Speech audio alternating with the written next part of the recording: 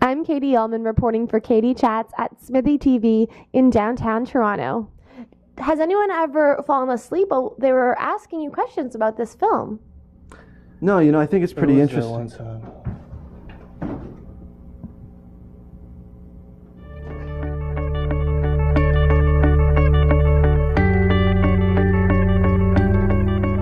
I'm here with director Chris Staulo and actor Nick Smith.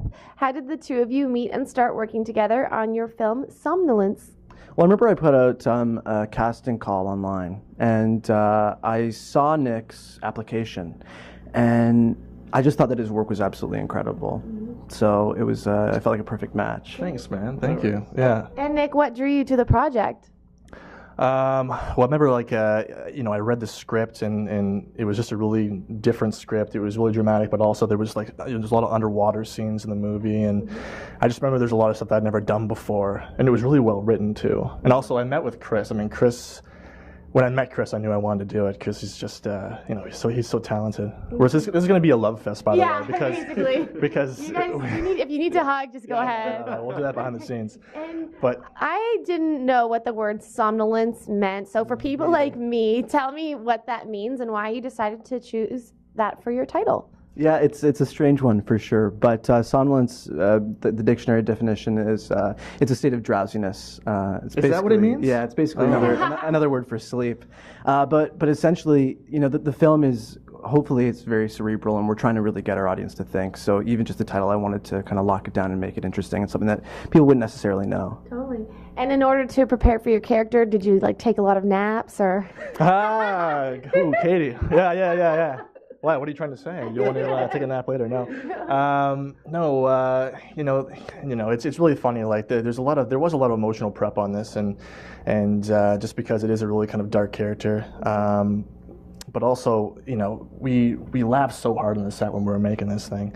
But it is a pretty dark project. Mm-hmm. But so, you saw how I was really in it the whole time, and I kind of was in character the whole time, and it was. Not to pull a whole Daniel Day-Lewis thing, but it was just a lot of, it was a really emotional role, and I'm really lucky to have been able to do it, yeah.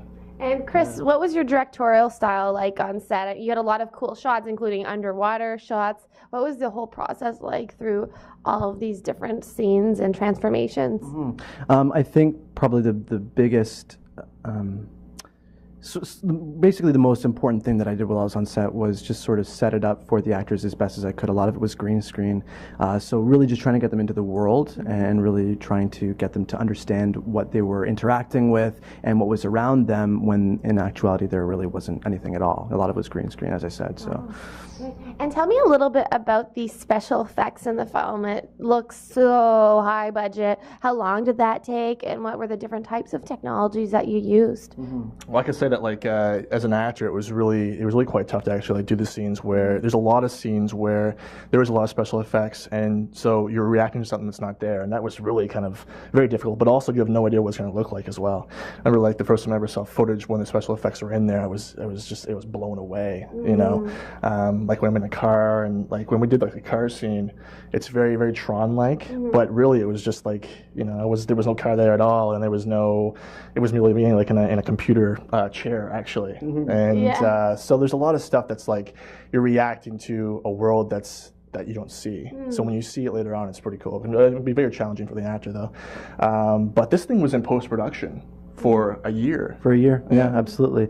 So we contacted a post-production boutique in Los Angeles, and it took a while because there were a lot of visual effects, especially for a short film. Usually there aren't that many, but a lot of shots. But also, I want to say the underwater stuff. That was some of the most incredible stuff I ever had the opportunity to do. And you were 9 meters under, or 9 feet? Okay. Yeah. This doesn't sound right. Yeah. No, 9 feet, 9 feet underwater. So I would actually swim down.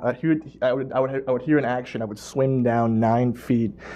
and then we would like act out the scene underwater, like, and we did that for all day. And towards the end of the day, I had like my molars hurt because of the pressure from the water. I mean, just I mean, like 9 feet. That's insane. And Chris, did you go under as well? No, I didn't. He was down there with his director's hat and a chair down there. Yeah, it was actually interesting the way that the setup worked because we were shooting in a pool and it had a glass partition underwater, so we were actually shooting right through. But we were in sort of like the crew was in a basement sort of area, so I'd have to run up and down and give notes, and it was crazy. But you wouldn't think that. You'd think there was an underwater crew down there with you. Yeah, it doesn't. I would have never known. And how long, like, were you under there each take? How long could you hold your breath? Like 7 hours. You know, like sets. So you have Sets gills. of long days. No, we would do it. I'd basically do it until I just couldn't do it anymore. I would push myself as much as I could because you're holding your breath the entire time, and acting is hard enough, but trying to act underwater is even more challenging. But it was also like something I'd never done before, right? So I just knew like, oh man, I got to push myself to the limit here, and I really think it paid off. It was incredible. Great. And where's the film going now? So we're submitting it into the film festival circuit. So just doing that, and then we're going to be distributing it later, hopefully. So we have some contacts we're talking to. Cool, great. And what types of projects are you hoping to develop in the future? We want to turn it into a feature film. Nice. This film, we think that we really sort of skimmed the surface of the whole story for this film, and I mean, it would just be great just to kind of dive deeper into it. And where's the best place for us to find out more information on the film and where to see it online? Yeah, if you go to www.christostaulo.com, you'll find all the information about the film there.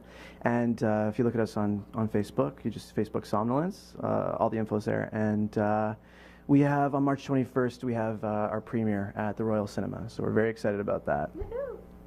Are you going to be there? I will be there, absolutely. Promise? Bring Katie chats. Okay. Okay, good. And where can we find you online? You can find me on Facebook at facebook.com/Nick Smith, actually Nick Martin Smith, and then also on IMDb. Yeah. Well, thanks so much, guys. Congratulations and best of luck with the film. Thanks, Katie. Thank you. I'll see you at the premiere. Thanks. See you there. I'm Katie Allman reporting for Katie Chats in downtown Toronto.